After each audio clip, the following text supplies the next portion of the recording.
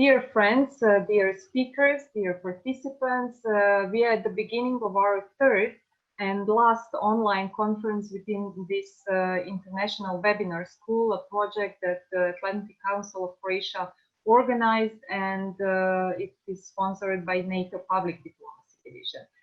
Today we will discuss on Euro-Atlantic values and resilience as the new core task of NATO.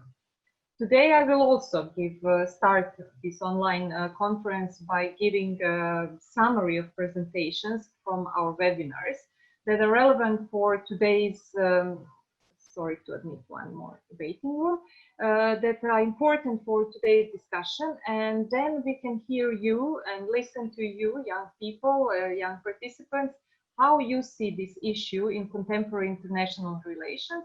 And I hope you also today feel inspired to continue discussion in the next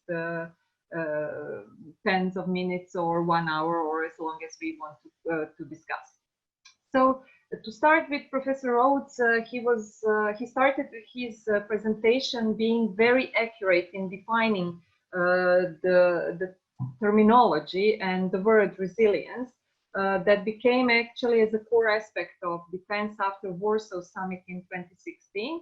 And Professor Rhodes referred to the elements of resilience such as absorb, recover, and adapt in security context. And this kind of development was seen at the outbreak of COVID-19 crisis. Ms. Biljana Popovska, also from German Marshall Fund, but from North Center, but from North Macedonia. She also stressed that resilience has been shown in COVID-19 crisis, especially through combination of civil preparedness and military capacity, and pointed to the Article 3 of the founding treaty when principle of resilience is anchored, and we can discuss about this Article 3 later. Ms. Senkert in webinar 5, we tackled her presentation yesterday, but she also talked about values, importance of values, and stressed disinformation as a problem. And we see that disinformation and hybrid warfare is actually something that we can discuss in every topic as a very important issue. And it leads towards losing trust, which creates problem in security issue as well. And at the end, we have Mr. Dujmovic, who described the year 2020 as the year with unprecedented security challenges, during which NATO demonstrated its ability to react while showing its commitment to defend values and, of course, defend the member countries.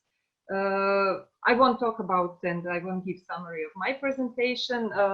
We can discuss, and I will again give my opinion about the topic, about Euro-Atlantic values I talked, and resilience is definitely something that is very interconnected with values. So let me just check if Matt Rhodes is connected. Hello, Monica. I believe I am connected now. So. Okay, yes, great. Now I don't see you, but I don't know about others, but we hear you, and that's important. Great. So sorry, yes, now you are with the picture, and we can hear you, which is also great. Better, I mean. So I would give the floor to you for a short introduction. As I said, short because we saw your presentation, more comprehensive one within the webinar, and just a brief introduction so that we can start our discussion within this conference today. Okay, well, thank you very much, Monica, and congratulations to all of you who have been participating in the webinar the last couple of weeks. Again, I'm glad that you had a chance to look at the short video on resilience. As I tried to explain, I think it's really becoming a very important part of our security policy. It's something that allows us to respond to sometimes very unpredictable threats that we'll be facing in the decades ahead. One thing I might add to the video is that we should keep in mind that it's important, but it's also hard. It takes a lot of careful planning to see how all the different factors might interact together. It takes a lot of coordination across different ministries, across different levels of government. and importantly, in a lot of cases, also between the public sector and the private sector, businesses, NGOs, universities, and the populace. So it's something that we'll need to work more on, but it does not come automatically. Thanks, Monica. Thank you very much, Ms. Popovska. If you would like to give also a brief introduction into today's topic, and then we can start the discussion. Well, okay, thank you, Monica, for having invited me, and I'm really privileged to be on this panel and to be part of this webinar. What can I say? NATO has taken swift and robust action to limit the spread. I will go to the virus, which is really related to resilience. And I will say that NATO has taken swift and robust action to limit the spread of the virus, to reduce the risks for its soldiers and civilians, and to communities they serve. And but we should not forget that NATO's court has to maintain deterrence and defense for its nation. What is important here is to say that the individual commitment of each and every ally to maintain and strengthen its resilience reduces the vulnerability of NATO as a whole, and members can strengthen resilience through the development of home defense and niche skills such as cyber defense or medical support, combating civilian, economic, commercial, and military factors. And when allies are well prepared, they are less vulnerable or less likely to be attacked, making NATO as a whole stronger. So these are some of the core values that each nation should contribute to. Okay, great. Yes, this is a great insight into values in combination with this core task of resilience that we talked today. I would just like to maybe open the discussion with a question or a statement, or let's see if it's a statement and if everybody agrees.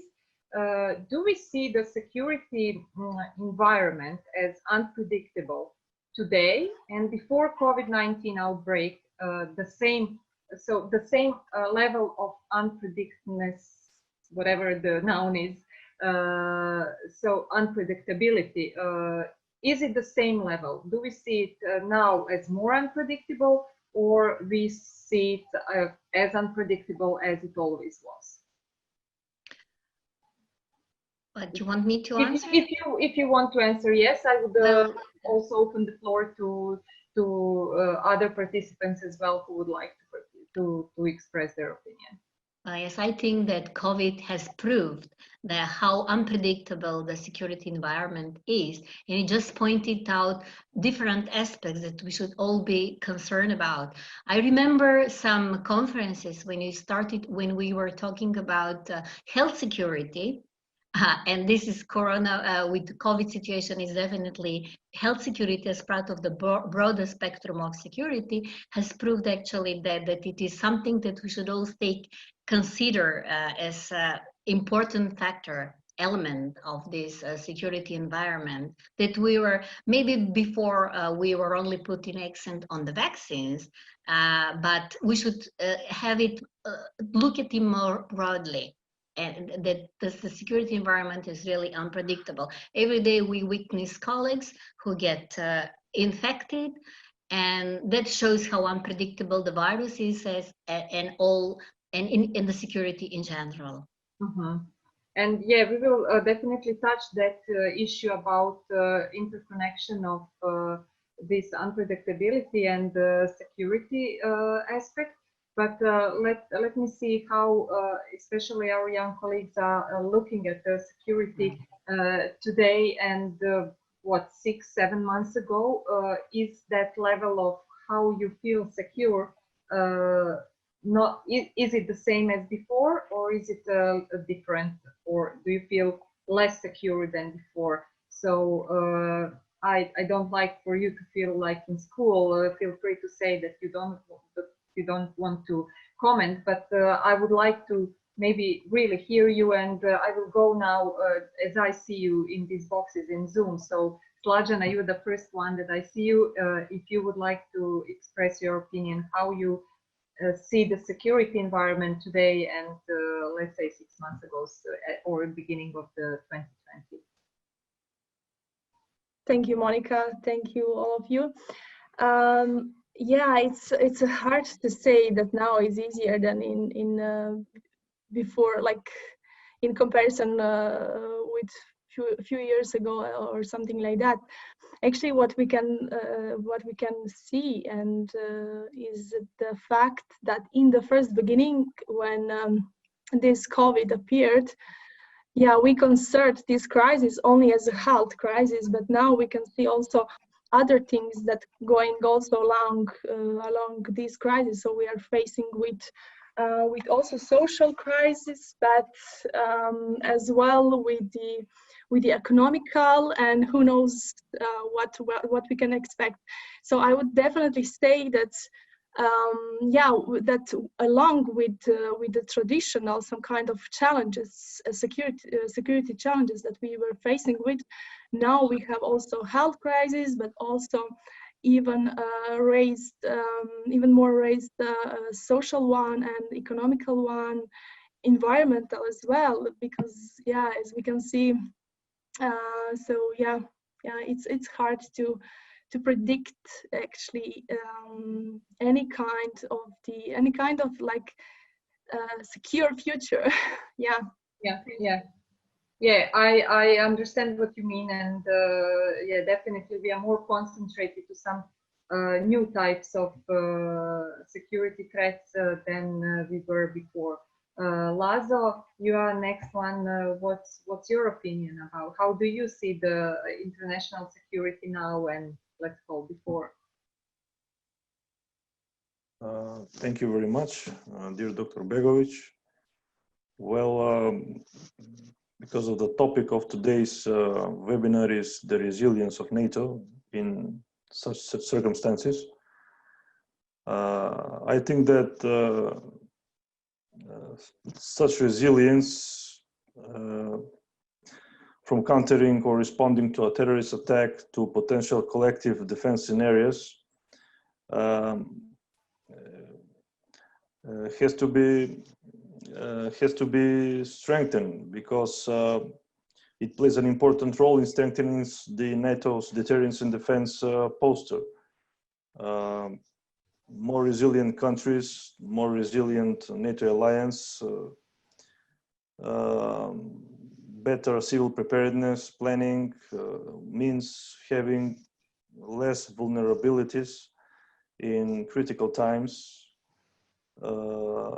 which vulnerabilities may be used by some external threat sources that needs to be tackled. So ability to deal effectively with various threats such as COVID-19 or cyber attacks, mass casualties, or I don't know, attack on civil communication systems, defense systems, food and water resources, means that the need for resilience needs to be well known, and only joint unilateral approach of all NATO allies can lead to a better response in terms of tackling these threats in very difficult times. Yes, thank you very much. Slađana, yes, your reply? Yeah, I just would like to follow up because otherwise I will forget. What I said actually on the first session, and now I'm repeating once again, is actually that NATO as itself, which is now, has actually definitely to adapt somehow to the new circumstances. And actually, when you are talking about the crisis, like before appearance of the of the COVID, and actually now when we are in kind of hopefully post-COVID area, I would say that we are even more in danger because we are so concentrated on the COVID, on all these actually things around it, all like social, economical, and so on, but also a health crisis. We, as the Professor Matowski, somehow give me kind of like idea is that we forget actually or any other traditional challenges and threats to the security. So for example, if we just look on the healthcare system, we can see that so many people who are dealing with kind of like normal disease that they usually can't approach to the hospitals to get some treatment and so on. So I would actually take this example and say yeah, almost exactly for the security, because we are so faced on these new situation that actually is scaring us a lot. So we are also in the danger that we will forget any of these traditional or normal threats and challenges for the security that are going on. Yeah, regardless to these new situation, new crisis. Thanks. Thank you. This was very pessimistic, Bernard. Maybe give us more optimistic view. I'm just joking, of course, Lajana. Yeah, it was a good thinking about our view on security issues. Definitely different, definitely than in the beginning of the year. Bernard, sorry, the floor is yours. Thank you for the word. I would like to follow up on Ms. Loric and Professor Matowski. I think that today's topic is extremely great and of utmost importance for the world of tomorrow, because I think since the Russian annexation of Crimea, NATO hasn't confronted such a security crisis. And I would dare to say what future brings us could be even more of a social change than the aftermath of 9/11 in the US. So I would like us maybe to address today the brewing trouble on the horizon, and that is the importance of recognizing the economic resilience, the social resilience, and also the military capabilities of the NATO alliance. Personally, I feel really concerned with the rise of the movement of so-called anti-vaxxers, flat earthers, which are actually joining up forces now. We had like this minority in Croatia in parliament, and such political parties are nothing new to the European politics. But on the other hand, the movement, which is unified by these anti-corona measures, protests that are going all around Europe, are actually bringing some concerns about the social stability of the NATO member states. And in the future, I believe many of the governments are actually more concerned how to retain public peace and to you know, keep civilization. I would dare to say, in maybe if this takes like year or 2 or 3, we would have to have unified approach to keep peace on the streets. Also, I wouldn't say I'm concerned, but I see this trend in the US approach to all international organizations in terms of financial reductions and a bit of isolationism, I would dare to say. And I think that's now it's not time for that, because we can see that every time US backs off from the NATO, from the international politics, things start to change radically. The cold conflicts become really hot-blooded.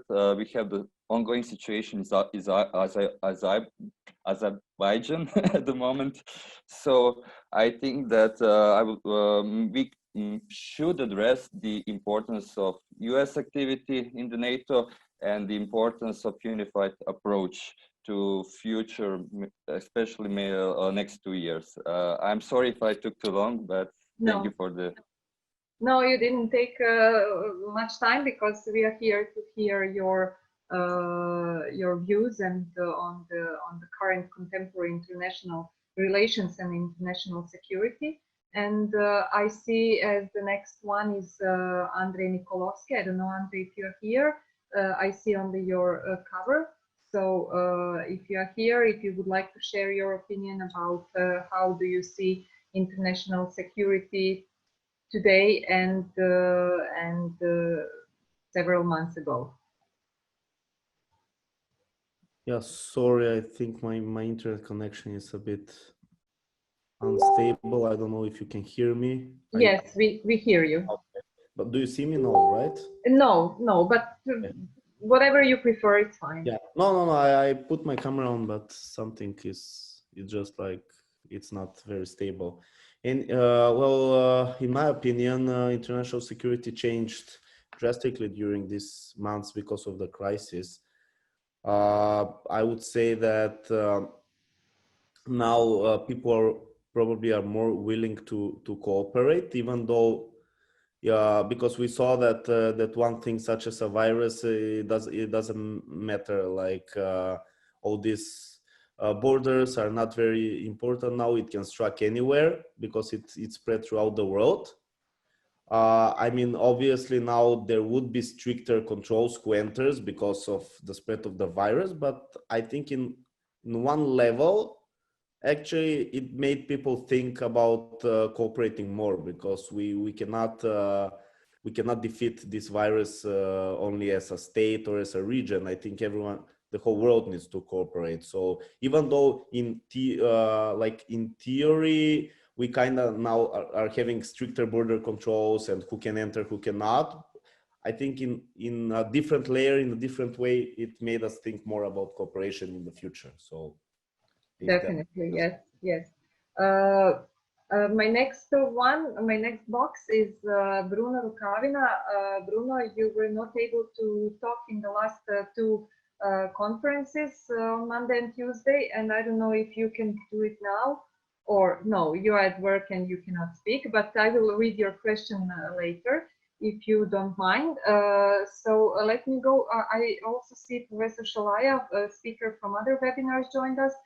Professor Shalaev, would you like to share your opinion about the topics that we discussed about today? So Euro-Atlantic values, how they interconnect us, and resilience as a new core task of NATO.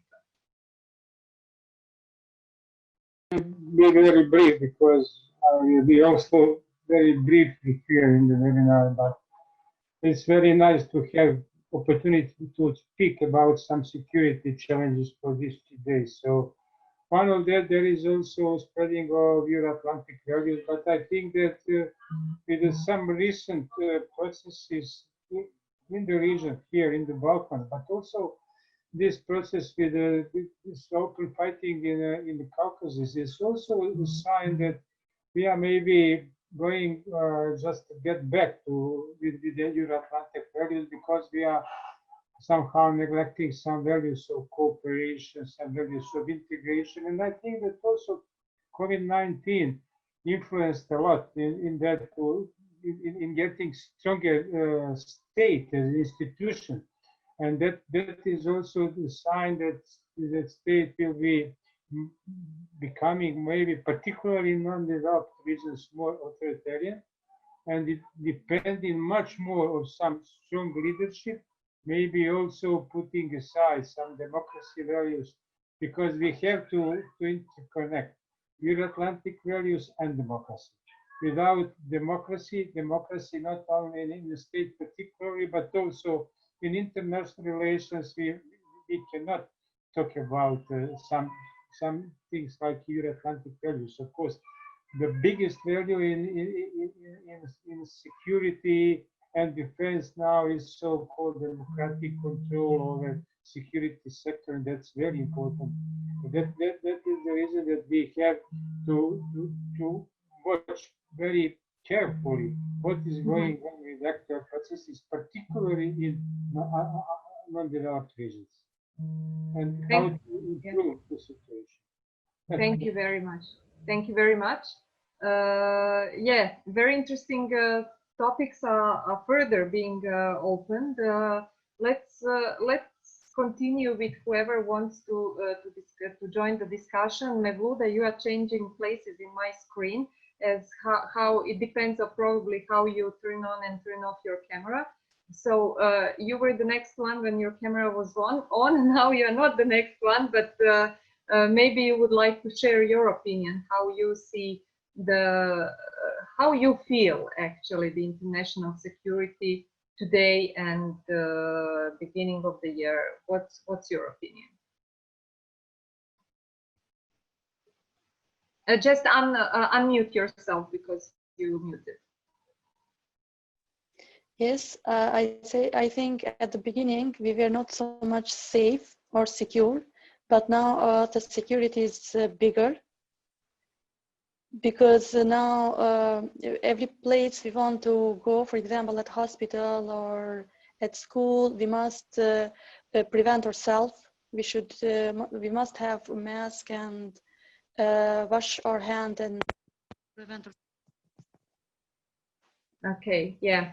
Yeah, you stick to personal security, not so much to international, which is actually connected in a way. But Bernard, you want to give your opinion? Just unmute yourself because yeah. Thank you. Thank you. I would like to follow up on Professor Sholai. I think he touched a really crucial question, and that's democratic control over security. And I think it's pretty actual, and it's not something that came with the issue of coronavirus. One of my area of interests is private security sector, and as far as I know, that's something we are using in our peacekeeping operations for over 2 decades actively.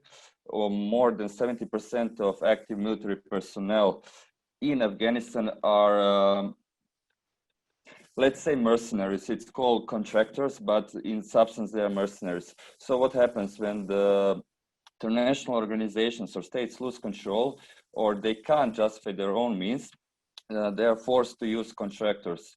And that by itself can bring a lot of social problems, especially turmoils and maybe revolts and so on. Also, a lot of criminal cases are brought up with each involvement of contractors. I'm not saying they are bad. They are a great choice for red zones where it's high risk areas and so on.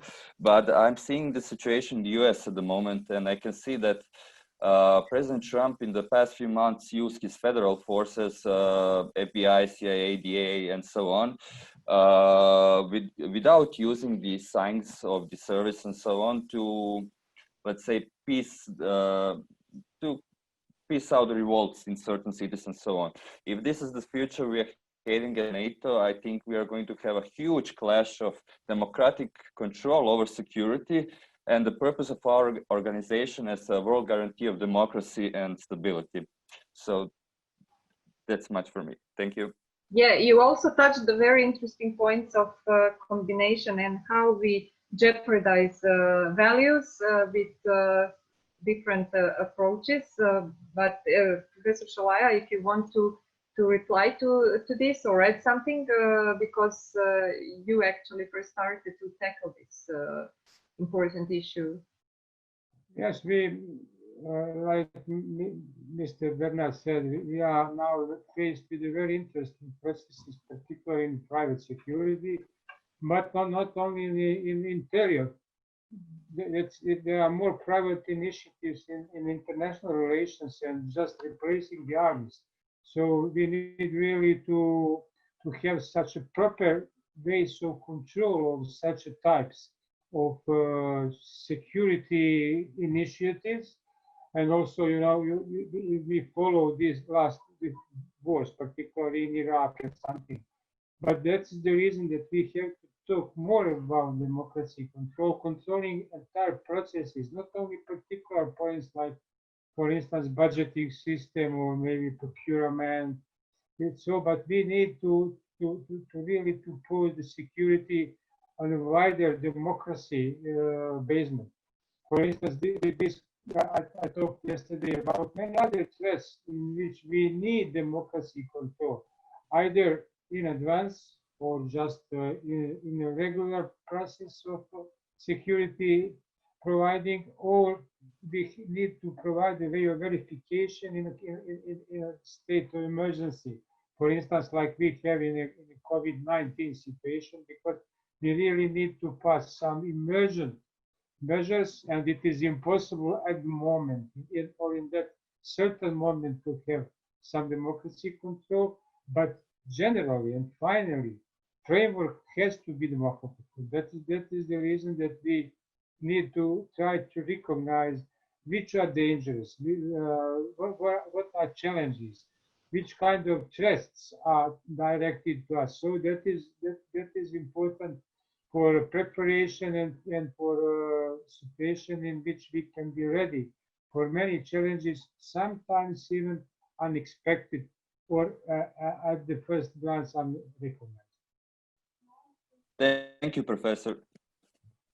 Yes, definitely we are having, Corina was mentioning yesterday, if you remember, that she as a lawyer, when she looks at this, when she puts in a scale what's more important, and she says it's there is a balance that is an answer on how to resolve this issue in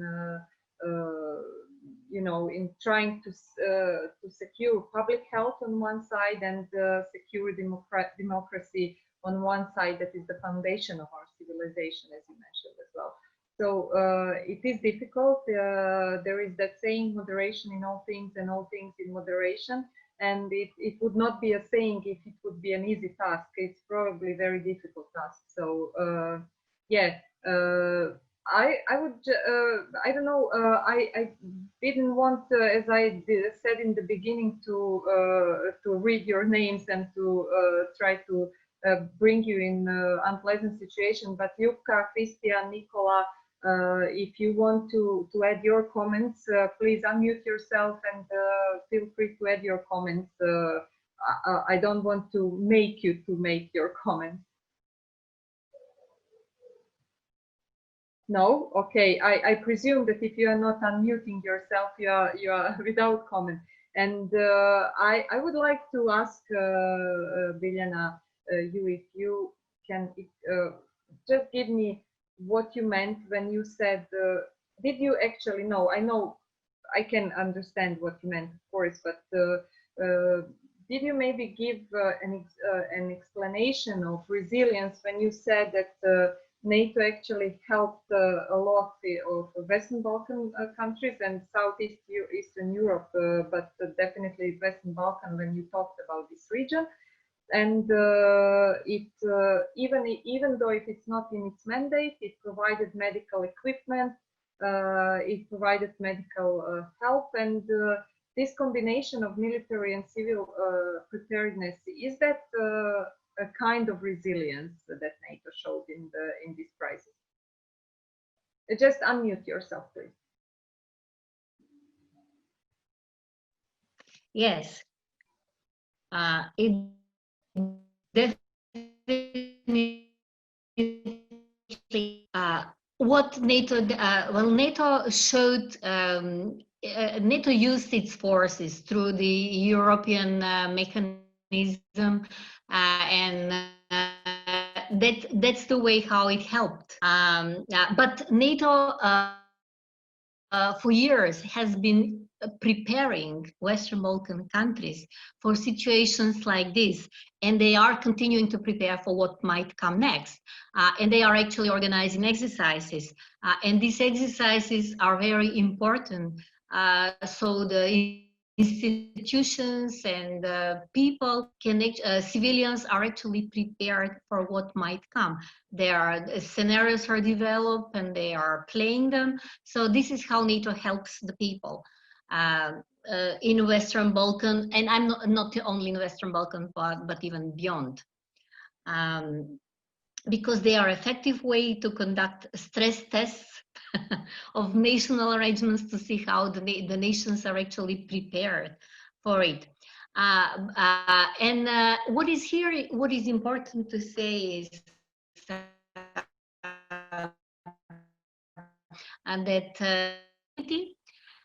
and the solidarity that actually NATO showed in these moments for the nations, how united the nations should be to help each other, to assist each other in developing capacities, in sharing capacities, capacities, and to show their solidarity. The solidarity has to come first. Okay, thank you. Sorry, did I interrupt you? No, that's okay. So solidarity and unity as core values were shown in this period, which is important for example, for Macedonia as the newest member state, to know, to continue to cherish these values in the country, and to be prepared to contribute for. That's the way how you how each got the alliance, but even beyond the region. Yes, thank you very much, Biljana. Andrej, were you raising your hands or you just unmute yourself? I don't hear. Yeah, I was just trying to fix my camera. I think it's okay now, right? Okay, no problem. And also something that I was thinking when preparing this topic. Sorry, Matt, I don't see you on the camera, so I presume you would raise your hand or something if you would like to add your comment on this discussion. I don't know. Okay. I don't want to exclude anyone. All right. No, I'd be glad just to comment a little bit more. A couple of the points. Several people, I think, talked about the need to try to maybe learn from this experience of COVID-19 and to be prepared for things like that in the future. And I think that's important. And I think one of the kind of historical lessons that we've been reminded of is the, maybe the worst experience of a virus was this 1918 to 1920 so-called Spanish flu. Which killed maybe as many as 40 million people over this 2-year process in different waves, which is about 3 times as many people who died in the First World War, nearly as many people who died in the Second World War. But it's kind of just a historical footnote. We really don't remember it or understand it as much as maybe we need to. So we don't want that in 5 years or 10 years or even 100 years. People have forgotten all the things we have learned in the last 7 or 8 months having to do with COVID-19. There were plenty of, in hindsight, there were plenty of warnings that something like this was possible and maybe even likely to happen at some point in the next several years. But we need to do more to be ready when it does. The other point maybe to pick up on is that a number of people, I think, and I would agree with them, talked about the importance of values. And I would say that this is, again, it's also an important component of resilience. That part of what we are doing in building resilience is a more technical exercise, analyzing risk, going through the kinds of exercises and scenarios that Biljana was talking about to prepare, talking about how, having plans in place and so forth. But in the end, I think there's a very important underlying foundation of values, that if you have good values, you are more likely to trust each other as a country, to trust your society, to trust your fellow citizens, to trust your government, to be able to work together. And then on the level of something like NATO, to have more trust and this kind of solidarity that Biljana was talking about. So while building resilience is partly, again, it's a kind of boring, bureaucratic, technical thing, I think it also really relies on this sense of values and commitment and democracy to have good people and good plans in place. Definitely, I agree with you, because that's why I put these two topics in one, because they cannot be divided. They have to be connected in a way. One doesn't go without another. Biljana, you would like to add something? Yes, and I would like to thank Matt, actually, that he brought to the table the Spanish flu. Because when I was doing a research about this mass diplomacy, I actually browsed the net a lot, and then I saw a lot of pictures of the people from that time wearing masks. I mean, on the trolleys, on trams, people were not protesting about wearing masks. That is something that actually struck me, because probably those people cherish the values, they obeyed. what they were told, and maybe that's why it was eradicated maybe earlier. So this brings us to appeal to the people to wear masks, to listen and trust the governments, not to undermine, but to actually develop and cherish the trust into the government, because I don't think any government is thinking bad to the health of the lives of its own people. So thank you for bringing this on the table. And yes, and we have to cherish the values, not to undermine them. Yes, and we did talk yesterday about the trust in the government, because it is very important. It is important not to create anarchy in a society. Otherwise, no effort is going to be productive in a way of fighting any kind of crisis, especially this kind of one. Bernard, you wanted to say something? Just unmute. Okay. Thank you. I would just like to follow up on the question of Spanish flu. It's really interesting you mentioned Ms. Popovska, but I think there's a huge difference between the world in 2020 and the world in 1920. And that's just one variable. I might be wrong, but the word is called social media. That phenomena is changing the core of being a human being. Everything is changing, and we have this phenomena present for merely 10 years as a global phenomena. And I think we have to take that into account. Thank you.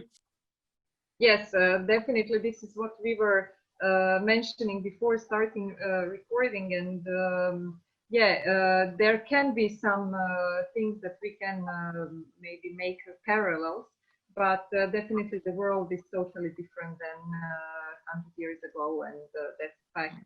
But still, the main points are actually the same, and they don't change. Especially these values, they just can upgrade. They can just maybe shown in a different, not shown, but exercised in a different way and more productive way, I would say. So yeah, definitely I agree with you. When we talk about resilience, and I just want to go into and make connection between two topics. In the first conference, we talked about Western Balkan region, and that is something that I deal with mostly when I do my research. And this resilience. Do you think, what's your opinion about NATO and European Union, let's say both, are showing their resilience in their enlargement process? How do you think that this crisis is going to affect the enlargement process? Are these two organizations going to show the resilience in their NATO in open door policy, European Union in enlargement process, or that process is going to be, well, it's definitely going to be slowed down without any doubt, but is it going to be slowed down too much? Biljana, what do you think, Matt, as well, you? Well, my country, North Macedonia, has become a NATO member in a very specific time, yes, and critical specific timing, yes. But we should look ahead, and we should be positive that it won't stop on going the right way, in developing in the proper way, and this pandemic should not actually stop prevent us for joining the EU, but it should actually we should follow, do the right things, and become part of the EU. But definitely it will affect in a way like because lots of the meetings will be virtual, at least in the recent. So it may slow down the process, but we should be optimistic that the process will go on the right way, and we should avoid the infodemia impede its process. Infodemia, when I say, I mean the fake news and things like that. Yes. The influence of the social media to obstruct that way. Yes. And not to allow other actors to take into place and to fill in the void in the meantime. And as we mentioned, that is also something that differs us from the world 100 years ago. This the sources of information, how they interpret the information, etc. So that is really different and makes difference in the approach of a security threat. Matt, would you like to add something maybe? Yes, I mean, I think I also think this will impact the enlargement timing at least. I think one of the earlier participants was talking about how in some ways this whole pandemic has reminded us of the importance of cooperation. I think perhaps both for the current members and those who are aspirant members or who are not yet members but would like to be, it's a reminder of maybe the importance of doing the work that makes enlargement possible, to have the support from both NATO and the EU, and for those countries on the outside to make kind of political decisions and carry out reforms that make them ready for membership. So it is possible, although the focus right now is kind of dealing with the immediate effects of the pandemic, that it will remind all sides of the potential value of enlargement as something that brings stability to both old and new members. Yes, yes. Okay, thank you very much. We're approaching an hour.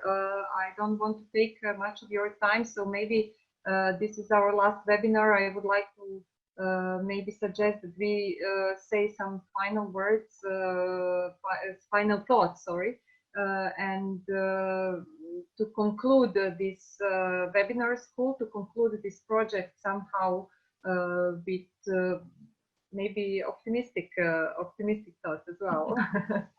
Biljana, you are the first one in my screen, so please start. I will actually spread some messages that we shared in a conference recently. So the COVID-19 pandemic has intensified pre-existing pressures and highlighted the growing role of the information sphere in Southeast Europe.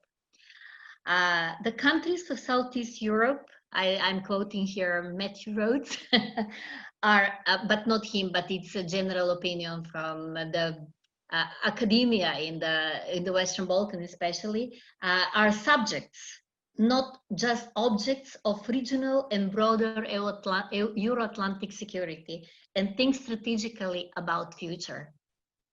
Yeah, very good thoughts. Thank you very much, Biljana. Matt, some words from you? Yeah, maybe a couple of words. It's kind of interesting that the COVID-19 pandemic has overlapped with processes by both NATO and the EU to try to look more systematically towards the future and to adapt their organizations. For NATO, this is something that's sometimes referred to as a reflection process, a decision that was taken at the last NATO summit in London in December 2019, which now seems like 20 years ago before COVID, a long time, but they were kind of saying that we need to look towards the future, that our lives are changing for some of the reasons we've talked about with new technologies, with changing international relations, a different role by China and other countries from Asia. And so there's an ongoing process, this reflection process, sometimes also referred to as NATO 2030, to kind of look at where the alliance should be 10 years from now. And so COVID has come on top of this existing process. The EU is doing something similar, the so-called strategic compass. But hopefully this influences it in a way that gives us kind of extra reason or pressure to really reflect and think about where our countries and our Euro-Atlantic community are now, what kind of challenges and how serious they are that we are facing, how our community has faced similar challenges in the past, and to try to chart a common way forward. And this will matter for old people like me, but it will really matter even more for the participants in this webinar, that you have a bigger stake in this, and I'm glad that you are engaging in things like this webinar to contribute your ideas, to reflect, to maybe make choices in your personal lives and in political voting. that will reflect where you would like to see your countries and NATO go, because this will influence the kind of international world that you live in. Thank you very much. Very nice thoughts. Maybe some of our young participants, would you like to share your views after, especially after you saw all webinars and you are now at the end of the third online conference, where you could share your thoughts, questions, and ideas in a different way, in a more interactive way. Do you want to say something at the end of this conference? Slađana, Lazo, Bernard, yes. Thank you. So I would like to be short this time. This is not the first world crisis NATO is faced with, and with each crisis we ended up being a stronger organization and more connected organizations. I think we are going to learn lessons from the COVID crisis. I think we are going to grow stronger, and I think we are going to use this in the future to enhance democracy and stability of the world. And that's it. Only issue is our relations with our friends in Turkey. I hope the NATO is going to bring Turkey closer as it used to be. But that's the only concern. I think we are going to get over this just fine and even stronger. Thank you. Thank you very much. Someone else, or shall I just make a wrap up very brief and thank you all at the beginning, at the end, sorry. As I said, Andre, I just didn't mention you. Mevluda, do you want to say something, or? No, actually, this has been very, very educative, and thank you for giving me the opportunity to enjoy these last 3 days in the lecture. I found out many interesting things about that I previously didn't know, so I was able to enhance my knowledge about the whole NATO organization and its impact. So thank you. Okay, thank you very much. And Mevluda?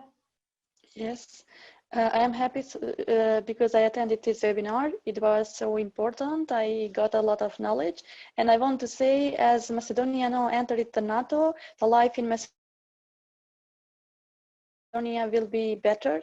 We will have more working places. The economy will be better, and we will be more safe.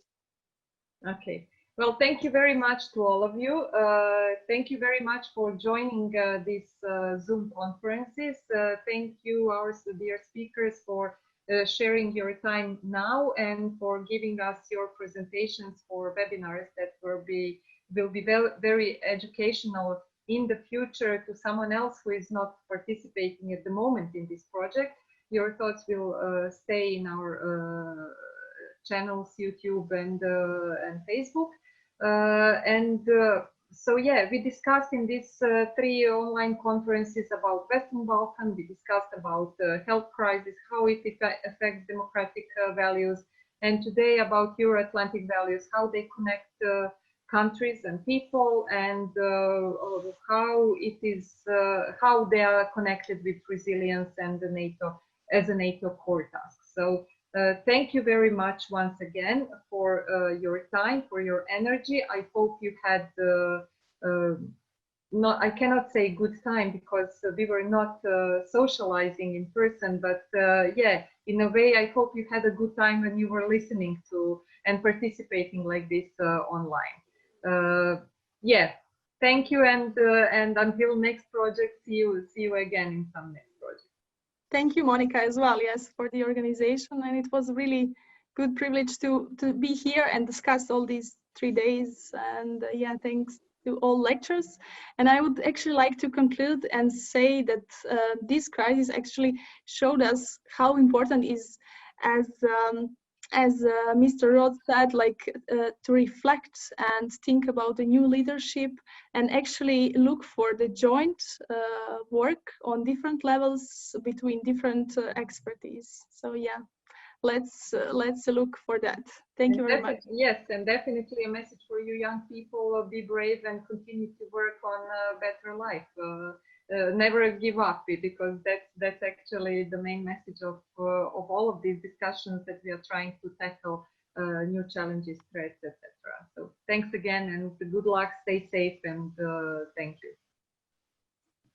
Bye. Bye.